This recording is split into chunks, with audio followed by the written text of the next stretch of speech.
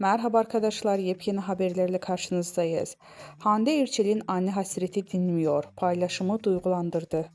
Oyuncu Hande Erçel 2019 yılında vefat eden annesi Aylin Erçel'in sosyal medyada duygusal sözlerle andı. Ünlü isim paylaşımı takipçilerini duygulandırdı. Hakan Sabancı ile sürpriz ayrılığının ardından magazin gündeminden düşmeyen oyuncu Hande Erçel, sosyal medya hesabından duygusal bir paylaşım geldi. 2019 yılında annesi Aylin Erçel'i kaybeden Erçel, paylaşımıyla görenleri duygulandırdı. Hande Erçel vefat eden annesi Aylin Erçel'in doğum gününü unutmadı. Burnumda kalan pudra kokunla anıyorum seni. Notu düşen oyuncunun duygu yüklü sözleriyle annesini andı.